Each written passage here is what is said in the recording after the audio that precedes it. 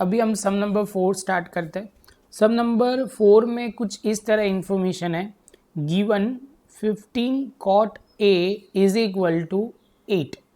तो पहले हम लिखते हैं जो दिया हुआ है, 15 cot A is equal to 8। तो हम cot A is equal to 8/15 लिख सकते हैं। जो मेन पॉइंट आ जाए तो उसके बाद बहुत इजी हो जाएगा। इसके बाद हमें क्या करना है, जैसे ये हो जाता है उसके बाद हमें ढूंढना है साइन ए और सेक ए। तो उसके बाद पहला हमारा वो होगा राइट एंगल ट्राइंगल, छोटा सा बनाओ समझने के लिए, तो आपको क्या इजीली सॉल्व हो जाएगा। तो आप बोलोगे सर यहाँ 90 डिग्री लिख दो। अभी आपको ए बोला गया है तो आप यहाँ से लिखोगे, ये बी लिख दोगे, यहाँ ए लिखोगे और यहाँ पे सी लिखोगे। ये समझने में थोड़ा इजी रहता है, इसलिए नीचे जो होता है तो ये हमारा एंगल है, एंगल ए, और इसके लिए ही सब हमें ट्रिगोमेट्री रेशियो ढूंढना है। सबसे पहले हर बार हम लिखते हैं वही लिखना पड़ेगा। तो आप देखते जाओ, पंडित बद्री प्रसाद हर हर बोले। सपोज़ ये आपको आता है तो इसमें कोई इशू होगा ही नहीं, बहुत जल्दी हो जाएगा। आप अभी बोलोगे सर हमें tan की फॉर्मूला होगी, इससे tan की फॉर्मूला क्या होगी, tan theta is equal to, आप बोलोगे सर P/B। तो आप बोलोगे सर कॉट की क्या होगी, कॉट उसका इन्वर्स होता है, कॉट ऑलवेज इन्वर्स होता है। तो आप बोलोगे सर 1/tan थीटा। तो कॉट क्या हो जाएगा, cot theta is equal to 1/P/B। तो हो जाएगा B/P। वन लाइन में बोले तो tan का रेसिप्रोकल कॉट होता है। ये तो समझाने के लिए मैंने लिखा था, बाकी आप डायरेक्ट लिख सकते हो, आपको समझ में हो, पहले से ही आपने प्रॉपर कर लिया है तो आपके लिए बहुत इजी होगा। तो जैसे मैं यहाँ लिखता हूँ बेस एंड परपेंडिकुलर, तो आपके मन में पहले हाइपोटेनियस, बेस एंड इसके बाद परपेंडिकुलर, तीनों माइंड में आने चाहिए। हाइपोटेनियस तो आप बोल दोगे सर बहुत सिंपल होता है, जो एंगल है उसके सामने वाला एंगल जो AC बोला जाएगा, बेस हमारा AB रहेगा और परपेंडिकुलर BC हो जाएगा। तो आप बोलोगे सर आपके हिसाब से B क्या होगा, तो B है हमारा AB और परपेंडिकुलर क्या होगा BC। जैसे ये होता है उसके बाद आप बोल सकते हो कि सर पाइथागोरस थियरम यूज़ करना पड़ेगा।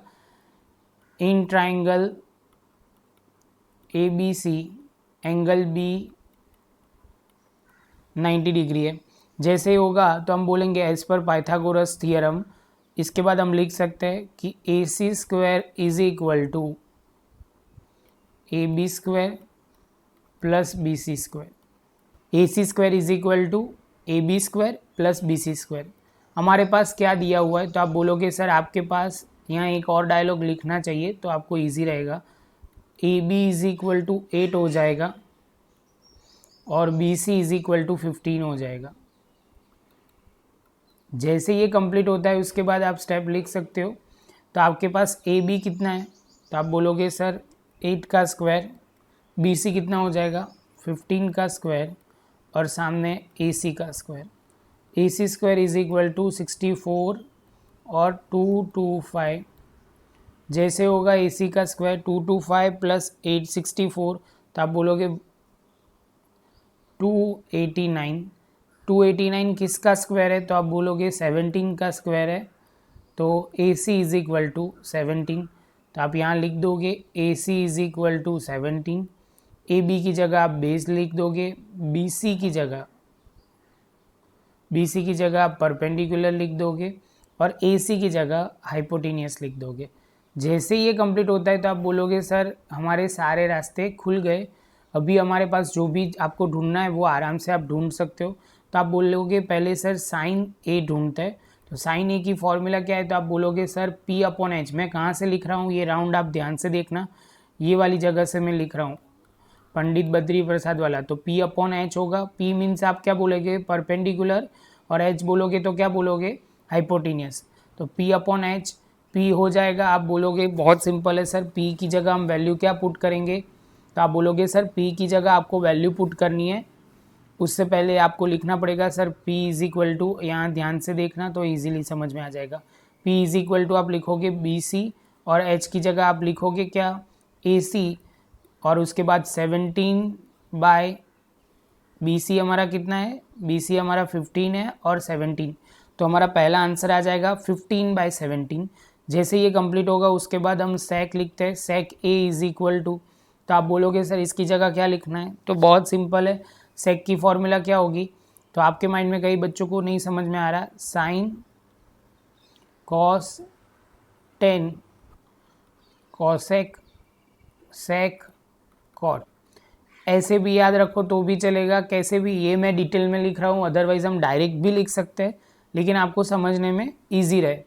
तो आप बोलोगे सर ये तो कॉसेक, जो सेक है वो कॉस का रेसिप्रोकल होता है, तो कॉस हमारा क्या बनेगा, cos theta is equal to, आप बोलोगे बी अपॉन एच, अभी यहाँ डायरेक्ट लिख रहा हूँ, sec is equal to, sec theta is equal to H upon B, तो यहाँ हम डायरेक्ट लिख सकते हैं एच अपॉन बी। एच बोलोगे हाइपोटेनियस, हाइपोटेनियस मतलब आप बोलोगे ए सी, और बेस बोलोगे तो ए बी, ए सी की जगह आप वैल्यू पुट करोगे तो आप आएगा ए सी 17 है, और हमारा बेस है वो कितना है, वो ए बी है, और ए बी हमारा 8 है। इसके साथ हम बोल सकते हैं कि सारे ट्रिगोमेट्री रेशियो जो ढूंढने थे वो हो गए, लेकिन आपको जो ध्यान रखना है वो मेन पॉइंट, कि बच्चों ये वाली पॉइंट मैंने जो लिखा वो आपको क्रिस्टल क्लियर होना चाहिए, अदरवाइज़ क्या होगा, आप कन्फ्यूजन में आ सकते हो, डाउट और बढ़ेंगे। तो उससे अच्छा है कि आपको अभी भी डाउट आ रहा है तो आप इंट्रोडक्शन वाली वीडियो प्रॉपर देख लो, पहली नंबर की है, तो आपको क्लियर हो जाएगा। तो अभी हम जाएंगे सम नंबर 5 में।